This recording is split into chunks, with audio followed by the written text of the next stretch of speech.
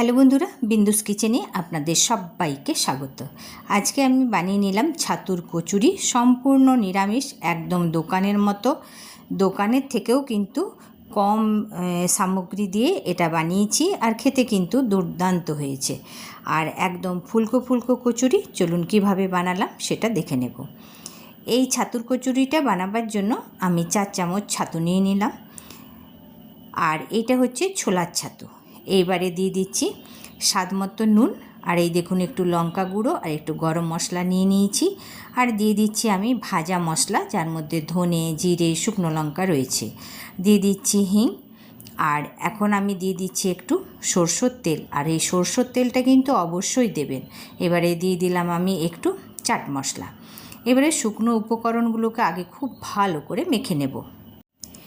আমার এই ভিডিওটা শুরু থেকে শেষ অবধি অবশ্যই দেখবেন। দেখার পর যদি আপনাদের ভালো লাগে তাহলে বিন্দুস কিচেনকে লাইক সাবস্ক্রাইব অবশ্যই করবেন, অনেক অনেক করে শেয়ার করবেন, অনেক অনেক করে কমেন্ট করবেন। দেখুন অল্প জল দিয়ে দিয়ে এটাকে একটু মেখে নিলাম, মানে হালকা ছাতুটাকে নরম করলাম।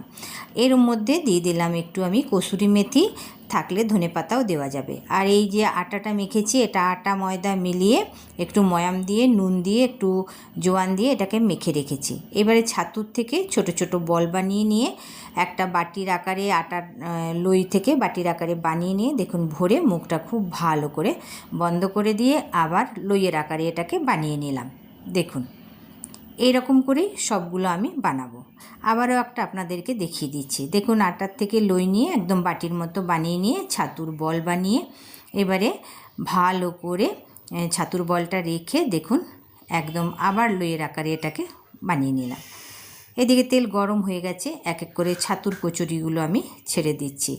একটু একটু করে উপর থেকে তেলটা দিয়ে দিচ্ছি, দেখবেন একদম খুব সুন্দর ফুলে উঠবে এই কচুরিটা।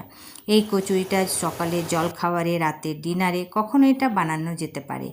আর সাথে খাওয়ার জন্য ছোলার ডাল, ছোলা দিয়ে তরকারি, আলু দিয়ে তরকারি করা যেতেই পারে, খেতেও ভালো লাগবে।